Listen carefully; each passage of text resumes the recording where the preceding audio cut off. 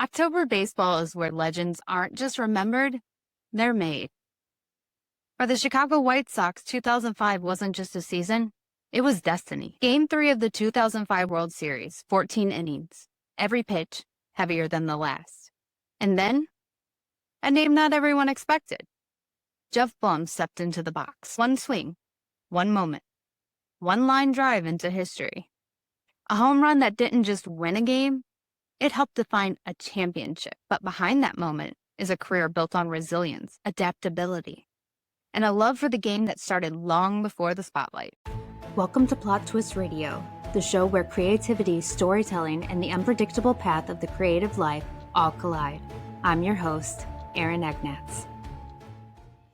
Hi, Geoff. Welcome to Plot Twist Radio. Good to be on with you. Thank you. Yeah, anytime to talk about 2005 is always a good day. It's one of my favorites. I'm dating myself a little bit, but I was there. So it's a big deal for me. I know a lot of my followers are like, what are you doing? Because I'm known as a Dodger fan, but back in the day, I was a White Sox fan. So you went from the University of California, Berkeley, right? To the big league. Yes. How did your time there prepare you for pro baseball?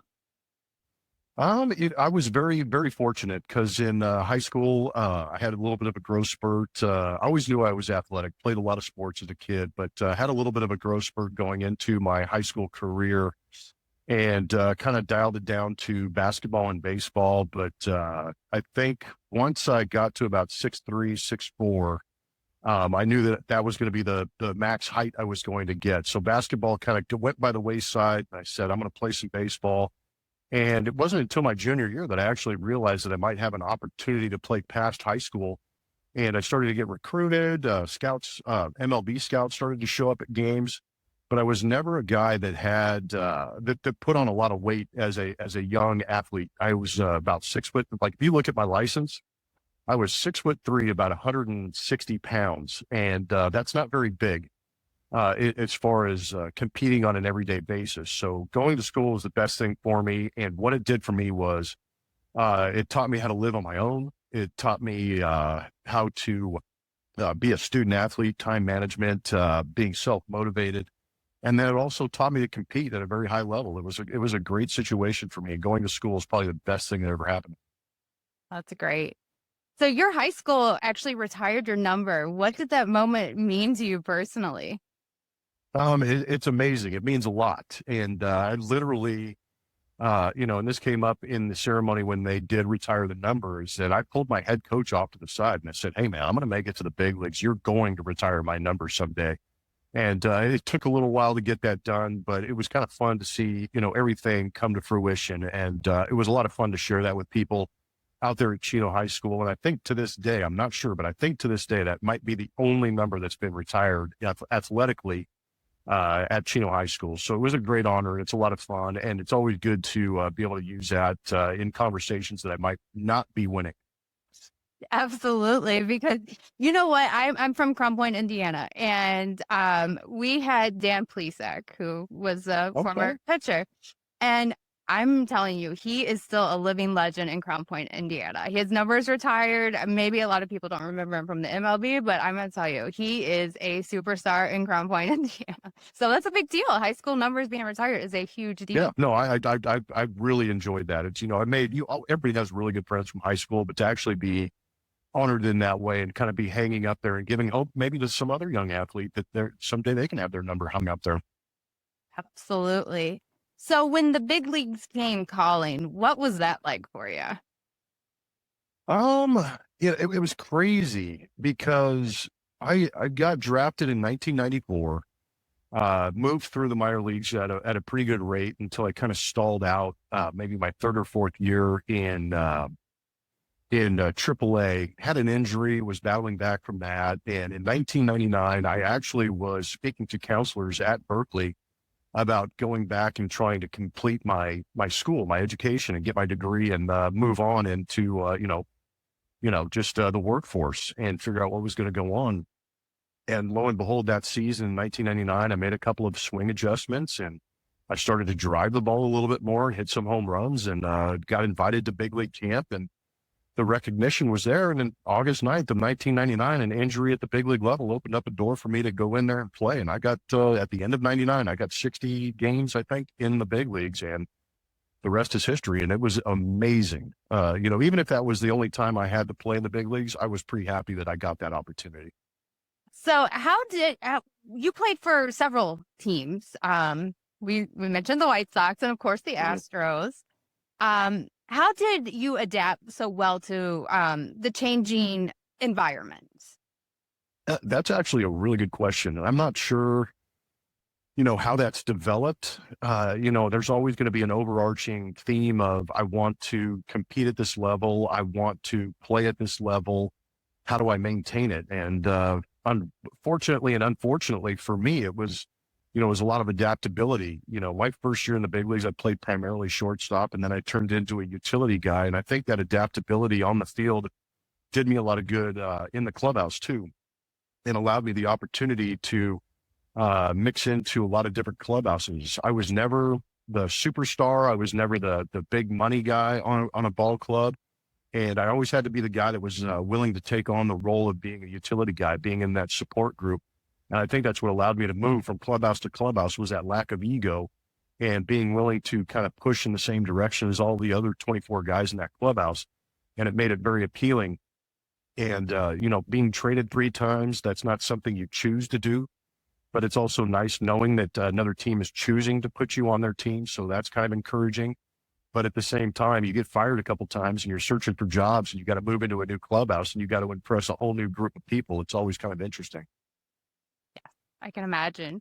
So as you said, changing atmospheres, and the 2005 team, they had quite the atmosphere. That had, I remember it very well, of course. You guys were such a unit compared to a lot of teams. I mean, even, like I said, I'm a Dodger fan now. They're a great team, but they don't have what you guys had, this electric feeling. Was it just the guys minus, the big egos? Because there wasn't really, there was like Frank Thomas and Paul, but they never really had the egos. Was that maybe what it was? No, I think that's exactly what it was. Paul Konerko couldn't have been a better leader on that ball club. Frank Thomas was around. So you had Hall of Fame stature type guys, and you had proven big leaguers on that team. And it's kind of funny, every 5 to 10 years, we get together and reminisce about that 2005 season. And it's kind of, it's very unique that I was able to show up at the trade deadline. So I only had 2 or 3 months with that ball club, and they took me in with open arms. Talking about being able to adapt to ball clubs, you've got to have a ball club that's willing to take you in as well. And that's how the Chicago White Sox were. But I think our mentality, and the more we talk about it over the years, is that we kind of became that misfit island of big leaguers. And we kind of took offense that nobody else really wanted us. And we wanted to go out there and prove the world wrong, kind of thing. And as soon as the bell rang, or we got in between the white lines and it was game time, you couldn't have picked 25 guys that were going to go out there and play harder for each other than that ball club. That's what I think made that team so unique, is that everybody did put their egos aside and kind of pushed each other to go out there and win. And we didn't want to do anything else other than go out there and embarrass the other team. And you guys did. I remember I went to one of the playoff games. It was the one with the drop ball third strike with AJ. Oh yeah. Angels, yeah. It was so creative. It's like you guys found ways to win that just weren't the average, the status quo. It was so unique. I really miss those days, and I didn't even. No, you're exactly right. Yeah, no, that is basically encapsulated that team. It's just, we were going to find any way to go out there and do it. We were going to wreak havoc. We were going to cause issues. We were going to scratch, claw, punch you in the neck, whatever it took to go out there and win ball games. And that was really a really good indication of it right there. The creativity of AJ just to force the issue and create havoc out there. And it worked out for us. It really did. So take me to Game 3 of the World Series. Inside that at bat, what did you see from the pitcher, and when did you know you got it? Well, leading up to that at bat was kind of crazy, because if you go back and knowing that I eventually got into the game the inning before, and it was a 5-hour game. It's taken forever. There's no pitch clocks. There's no There's nothing. It's just pure, unadulterated, Major League Baseball at its finest. And it was at the elite level in the World Series, tie ball game, two teams getting after it. And we started to, get later in the game, you start to get down to the bottom of the rosters. And I vividly remember in the 13th inning, I'd been swinging a bat since the 5th inning, because in a National League park, pitchers hitting, there's the opportunity for pinch hits, there's double switches, there's all kinds of opportunities. So I wanted to make sure I was ready if Ozzie called my name. But the deeper we got into that game, the less guys we had, and I knew it was coming down to me or Pablo Ozuna.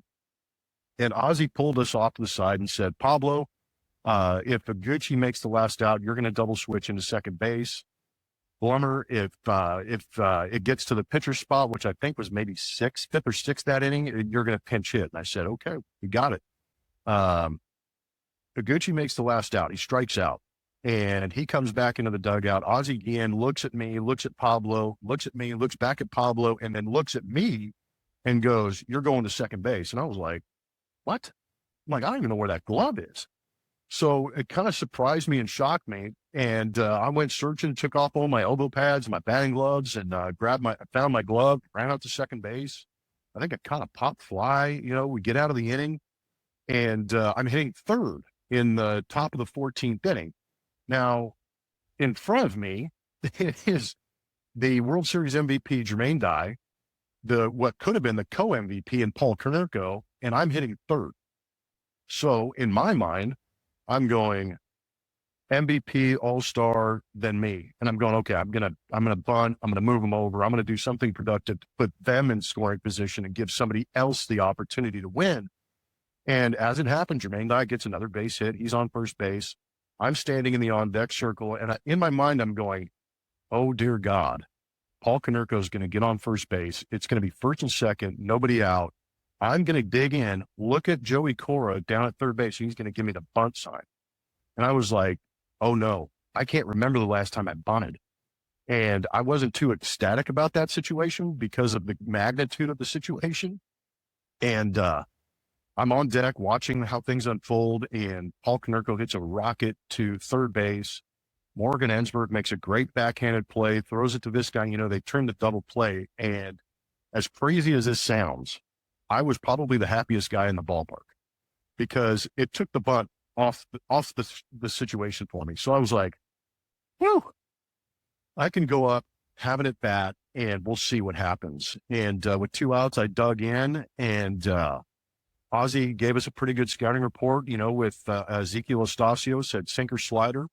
And I also had an idea of what the Astros wanted to do to me because I played with them in 2002, 2003. And I knew they weren't going to throw me a fastball anywhere near me that I could get to because they knew I crushed fastballs. And I dig in and I say, I'm not going to swing until I get a strike. First pitch, off the outside corner. Next pitch, off the outside corner. So I'm 2-0. And I say, okay, get a pitch that I can handle, go up the middle the other way.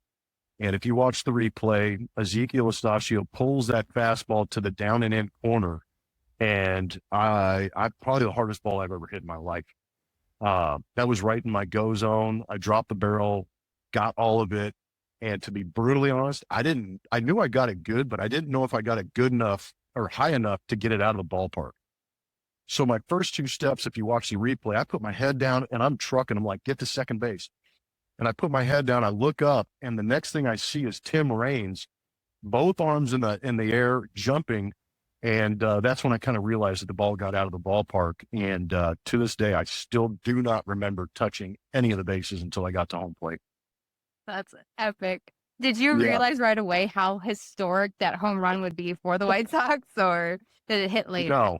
No, not at all. Because in the moment, you're just thinking, it wasn't until I got back inside the dugout. There's a great video on the DVD that they did, and there was a camera isolated on me, and I'm taking off my batting gloves, and you kind of see me in a daze looking straight ahead, and I just went, wow. Like, I can't believe that just happened because, I was a kid in LA watching the Dodgers, and I vividly remember in 1988 when Kirk Gibson hit his home run, I was like, dude, would that not be incredible to be able to do something like that? And now, at that moment, I did. And even, 20, 25 years later, I did that. It's still astonishing to think about. But at the moment you're thinking, man, let's just close this game out and win this ball game and get to game 4 and let's get our rings. But yeah, it was a short time after that I think everything kind of kicked in and was like, yeah, that's something that is really rare to be done at the World Series. Yes. And you have like a statue there now. It's amazing. I was there last week and I was like, hey, I didn't even realize that. I'm going to be interviewing. It's crazy to think. Yeah. Yeah. Yeah. Anytime my kids look at me sideways, like, Dad, you're crazy. I'm like, yeah, but Dad has a statue. No, I'm just kidding. Hey, that's leverage. Yeah. So how different is it now as a broadcaster versus a player? Is it much different to view the game through the lens of a broadcaster versus a player? Yeah, it is. There's towards the end of your career, if you play long enough, you're lucky enough to play long enough to where it becomes a business, and but you become jaded a little bit towards the end of it because your body's hurting, and there's other guys trying to take your job, and you're just kind of like, man, this is all coming to an end. And then I get the job with the Astros and sit in a booth and I get to watch baseball. And I remember the 2013 season was terrible for the team. It was terrible for me because I was learning the ropes of broadcasting. But I remember in 2014, I got a text from an ex-teammate that kind of said, hey, you're doing a great job. I'm listening. I said, thanks, appreciate it. And like 2 innings later, he goes, are you enjoying it? And I was kind of like, man, that's a great question, because you're kind of, not that you're taking it for granted, but you're like, dude, I'm not playing, so it's not as cool. But I was like, yeah, you know what? I actually do like it. And I'm actually finding a love for the game again in a different way, because from 2013 to now, the game has gotten so different, so incredible, but I love watching guys that are bigger, better, stronger, faster. Their ability to throw 100 miles an hour, their ability to hit the ball that is coming at them at 100 miles an hour. I have a true appreciation for what they're doing. And then obviously the run the Astros have been on with winning all these baseball games and going to the World Series. It's really been electric and a golden opportunity for me to promote and talk about the game that I truly love. And it's been a blessing, and I love every minute of it. I bet. Do you ever catch yourself analyzing a play and thinking, I would have did that a little differently? Oh yeah, of course. I mean, I try not to be the guy that goes, back in my day, being that old crotchety guy. But, there's moments that replicate situations that I've been in the past. And I've been like, I didn't do that, and I don't think I would have done what that guy did. But I've got to be very diplomatic in how I handle that, because I've got to be around these guys, for 180 days throughout the course of the season. I'm on the field, I'm in the airplane, I'm around these guys, and I don't want to disrespect them. And that's one thing when I got in the booth. There were a couple of things that I wanted to do in the booth. One was just be me. The second one was never forget how hard this game is. And I've got to respect these guys and what they're going out there and doing when it's great. And I've got to respect them when it's going bad. So I always try to remember that this game is one of the hardest games in the world to play. And I hope that comes across in the broadcast, where I can explain it well enough to where I'm explaining why they did what they did, but not berating them or saying that they're terrible ball players, because they're not. Right. It is a very, very difficult game. I like that way of broadcasting, but I also like the way of, Hawk Harrelson. I miss him. Yes. He would just straight up put you on the spot. Put you on blast. Yeah, no. And Hawk, he developed that reputation. I don't know if I'll ever get there, but that's part of, the being who you are in the booth. And I think with ex-players, this is something I found early on in my career, in a broadcast career, was I was very reactionary. And I had to pull back on that, because I would be like, what the hell is he doing? And I'd have to be like, well, can't do that. Got to kind of sit back and say, okay, well, let's watch the game and understand a little bit better what's going on. Very cool. So these are just some rapid fire questions, and then we're good. Okay. What is your favorite ballpark that you've ever played in? Favorite ballpark I ever played in, it's easy for me to say, Dyken Park and Petco Park. Those were two of the most fun to play in. The fans were great. The stadiums, the surfaces, the views were great. But if I had to put one at the top, believe it or not, it would be PNC Park in Pittsburgh. Love that place. Really? It's very pretty Yeah, there. I love the it's bridge. gorgeous. And I had no idea. You know, what's funny is you play the game and you're like, okay, sight lines are great. I see the baseball good. The surface is fun. It's a short porch in right field. And then I get in the booth and you get to, you kind of hovering above everything. And you, like you said, you get to see out past center field. The Clemente Bridge is lit up. The Allegheny's flowing. I mean, it's incredible. It's much prettier than you would assume for Pittsburgh. Yes, absolutely. What was the toughest pitcher you ever faced? Oh, easy. I mean, everybody expects me to say Randy Johnson, who was very tough, but Kevin Brown. Kevin Brown, I had to face him in his prime. I also faced Pedro Martinez in his prime, but Kevin Brown, for whatever reason, scared the bejesus out of me. It seemed like he was always like in a perpetual sweat, and he was jacked out of his mind, and he would wear these small uniforms, and he just puffing and puffing, and it looked like he was so mad at me when I was in the box, and I couldn't hit that guy. Love that. So lastly, what's something you hope fans take away when they hear you call a game today? I hope they hear the joy. I hope they hear the respect and the joy that I have for this game and the guys that are playing it now. There's something that I wrote. I had a notepad when I first started, and you always have an idea. I didn't know how long this was going to last. I'm grateful to be this is my 14th year in the booth, and I played for 14 years. So I've actually matched my career on the field with how much time I've spent in the booth, which is remarkable in itself. But I have a notepad that I started broadcasting with, and it was one of those, dorky composition books that are black and white, that you had in college. And I wrote on the inside of the, what did I want to be as a broadcaster?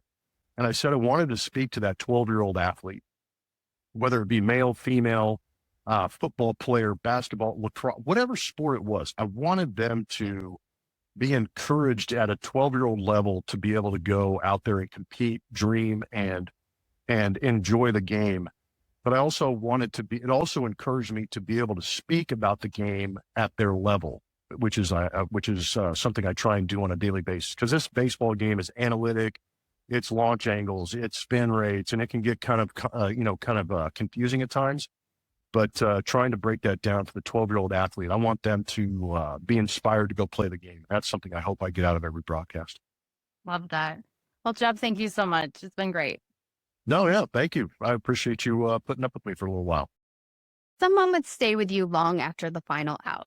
A swing in the 14th inning, a game that felt like it would never end, and a story that even now still gives you chills. But what I've learned is that those moments, they're just the beginning. Because behind every highlight, every career, every name you think you know, there's always more to the story. And that's exactly what we're diving into next. Season 2 of Plot Twist Radio is here, with more stories you didn't see coming, more moments that changed everything, and a lineup of guests that are going to take this show to a whole new level. Some are familiar names, some unexpected ones, and a few conversations that honestly, I still can't believe I get to have. Coming up this week, we have Kevin Pierce, former snowboarder turned advocate, and we'll also be recording an episode with Five for Fighting. I'm sure a lot of you remember the song Superman in 100 Years. I know I do, and it's been in my head ever since we booked him. So be on the lookout for them and many, many more. Until next time, I'm Erin, and this is Plot Twist Radio.